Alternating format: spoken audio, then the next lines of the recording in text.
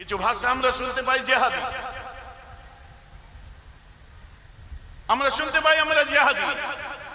আরে শুধু আমরা জেহাদি নয়, আমরা ভারতীয়রাই জেহাদি। আর জেহাদ করেছিলাম বলে ব্রিটিশ সিংহের থাবা থেকে আমাদের ভারতবর্ষ রক্ষা পেয়েছিল।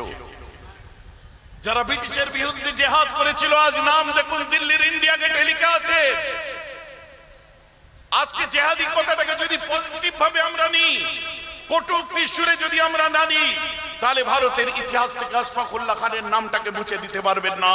ভারতের ইতিহাস থেকে বীর আব্দুল হামিদের নাম মুছে দিতে পারবেন না। ভারতের ইতিহাস থেকে শাহনওয়াজ হোসেনের নামকে মুছে দিতে পারবেন না। ভারতের ইতিহাস থেকে বীর আপনার খান আব্দুল গফফার খানের নাম মুছে দিতে পারবেন না। ভারতের ইতিহাস থেকে আল্লামা ফজলে খায়রাবাদীর নামকে মুছে দিতে পারবেন না।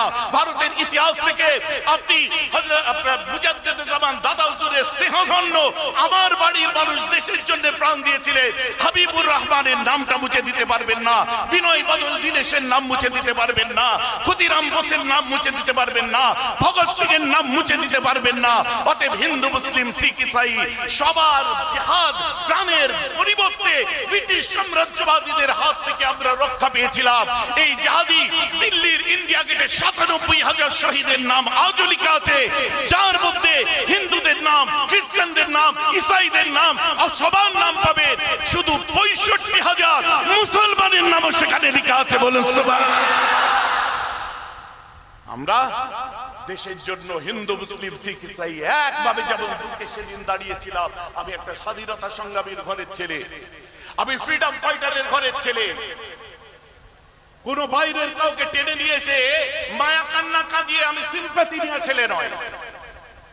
অতএব আপনাদেরকেও মাথায় রাখতে হবে যে দেশ আমার দেশ, আমাদের দেশ।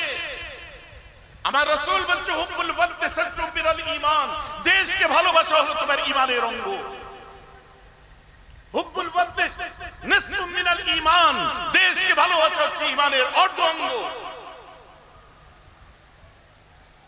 অতএব দেশত্বের পরিচয় সাবুত কারো কাছে দিতে হবে বলে আমার মনে হয় না। আমরা আঘাত পাই, কত রকম কত কিছু আছে, আমরা বরদাস্ত করি, সহ্য করি, সংবিধানকে শ্রদ্ধা করি, সংবিধানকে মাথায় দিয়ে চলি। কারণ পীর আবু বকর সিদ্দিকী তিনি বলেছিলেন, শহীদ মিনার সমাবেশ আপনার আমার কলিজা, আপনার আমার প্রাণ পুরুষ দাদা হুজুর কেবলা জিন্দাবাদ যে কথাটা বলেন, এই দাদা হুজুর পীর কেবলা শহীদ মিনারে দাঁড়িয়ে বলেছিলেন।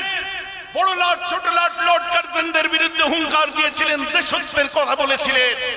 তিনি বলেছিলেন, ডান হাতে রাখি কোরআন, বাঁ হাতে আমার হাদিস, বুকে রাখি আবু বকরের ঈমান, মাথায় আছে ভারতের সংবিধান। আমার দেশের কোন হিন্দু মুসলিম কোন ধর্মপ্রাণ মানুষের উপরে যদি আঘাত আছে, তাহলে কোন বড় লর্ড ছোট লর্ড কোন ব্রিটিশ সরকারকে আমি আবু বকর ছেড়ে কথা বলবো না। জোরে বলুন সুবহানাল্লাহ। অতএব মুজাদ্দিদে জামান তিনি যুগ সংস্কারক ছিলেন, কেবলমাত্র মুসলিমদের জন্য নয়। কোন হিন্দু ভাই বলতে পারবেন না মর্যাদা পুরুষোত্তম শ্রীরাম কেবলমাত্র মুসলমান হিন্দুদের জন্য এসেছে না। শাস্ত্র বলছে তিনি এসেছিলেন মানব নবজাগরণের জন্য, মানব জাতির কাছে। আমি মানতে পারি আর না পারি ওটা পরের কথা, আপনার দুর্ভাগ্য কি সৌভাগ্য আমি জানি না, কিন্তু শাস্ত্র বলছে মর্যাদা পুরুষোত্তম শ্রীরাম মানব জাতির জন্য এসেছিলেন। অতএব তাকে যেমন হিন্দুরাও শ্রদ্ধা করে, মুসলিমরাও শ্রদ্ধা করে, বৌদ্ধরাও শ্রদ্ধা করে, সম্মানীয় মানুষকে সারা পৃথিবীর সবাই সম্মান করে। এখানে আলাদা করে কারোর মনে কিছু জাগাবার প্রয়োজন আছে বলে মনে হয় না। যেমন আবার হযরত মুহাম্মদ সাল্লাল্লাহু আলাইহি ওয়াসাল্লামকে সারা পৃথিবী হিন্দু মুসলিম সবাই শ্রদ্ধা করে, আমার দাদা হুজুর পীর কেবলাকে সবাই শ্রদ্ধা করে।